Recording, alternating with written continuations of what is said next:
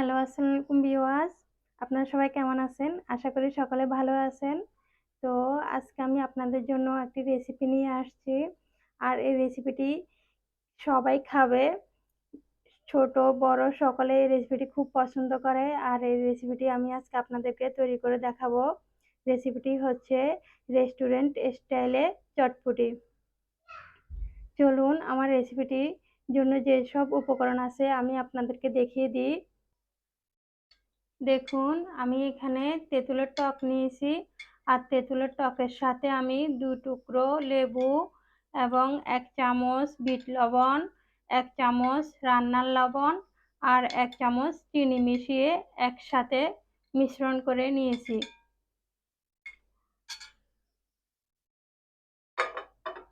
এরপর গুঁড়া মরিচ দিব 1 চামচ।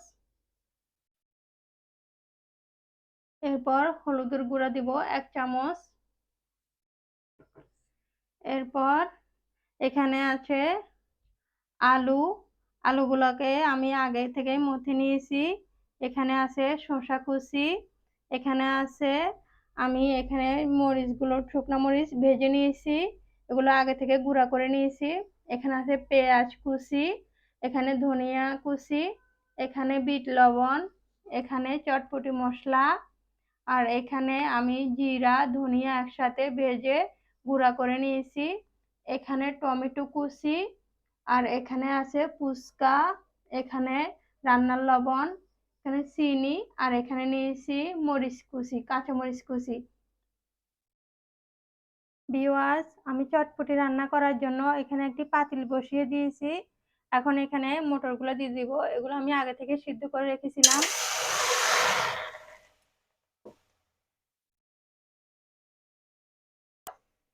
এরপর দিব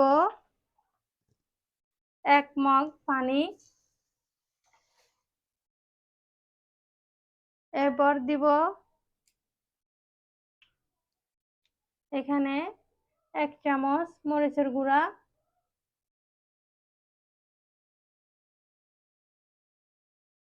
এখন দিব 1 চামচ হলুদের গুঁড়া।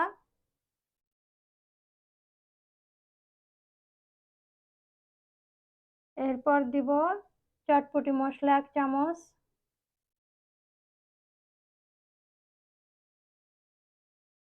এরপর দিব জিরা গুঁড়াগুলো 1 চামচ। এরপর দিব স্বাদ মতো লবণ। আমি এখানে 1 চামচ দিয়েছি, যদি পরে লাগে আবার দিব। আর রান্নার সময় আপনারা চুলাটাকে মিডিয়াম হিটে রাখবেন। এখন এগুলাকে নেড়ে ছেড়ে দিব। এটা পুরোপুরি আমি রেস্টুরেন্টের মতো করে রান্না করব।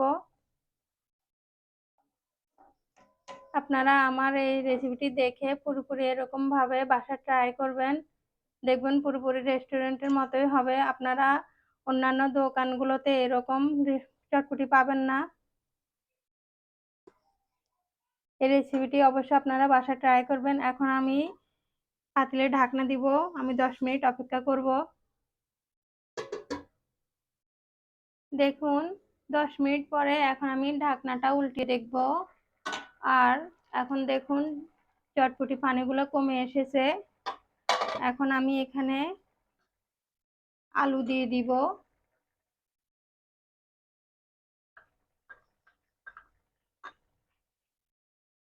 আলু দিয়ে আমি এগুলোকে আবার নেড়ে দিব।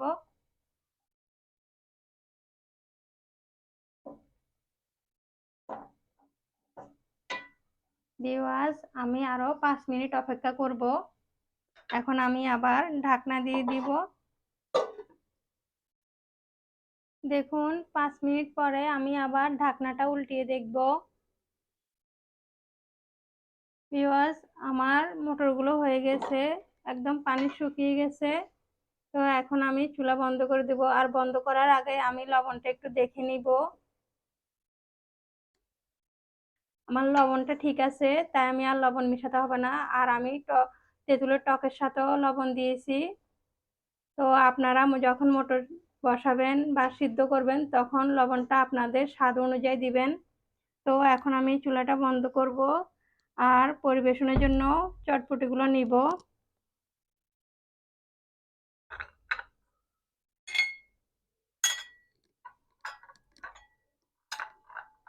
দেখুন ভিউয়ার্স, আমি এখন চটপটিগুলো নিব।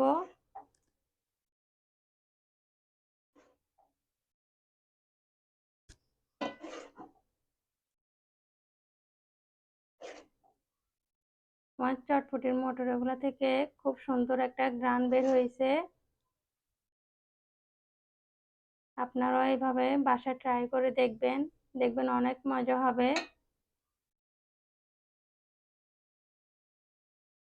দেখুন, প্রথমে আমি কয়েক চামচ টক দিয়ে দিব।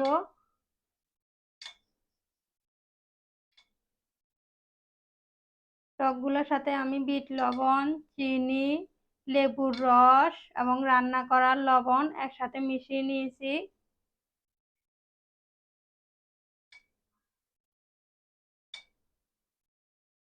আর বিট লবণের মধ্যে আলাদা একটা ঘ্রাণ আছে।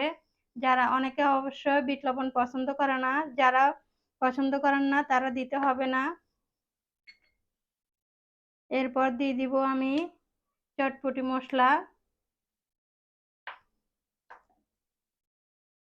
এরপর দিব জিরা আর ধনিয়া।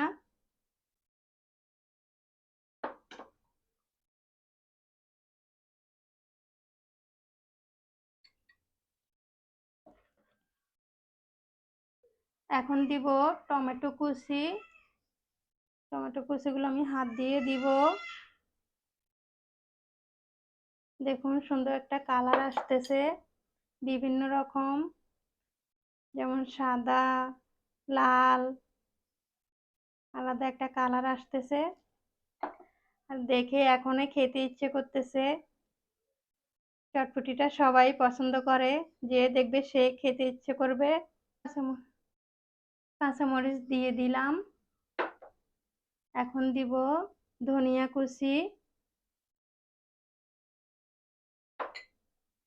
এরপর দিব আমি শসা কুচি।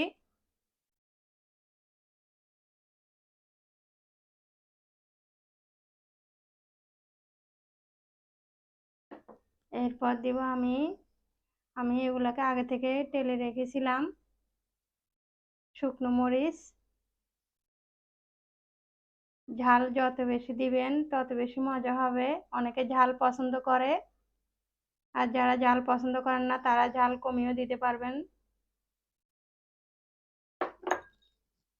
এরপর আমি ডিম দিয়ে দিব।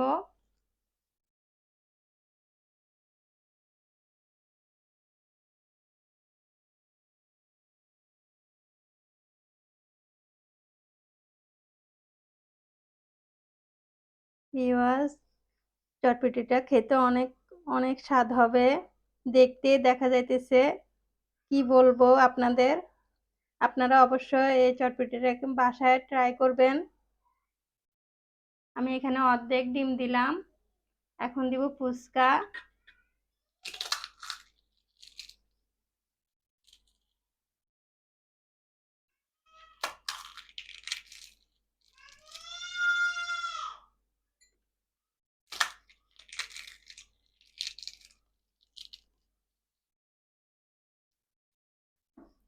ভিউয়ার্স, আমার সবগুলো উপকরণ দেওয়া শেষ।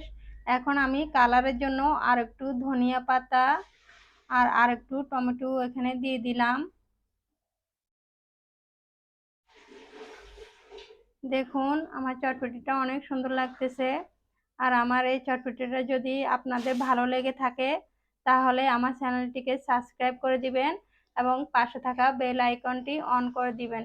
আজ এখানে শেষ করলাম। আসসালামু আলাইকুম।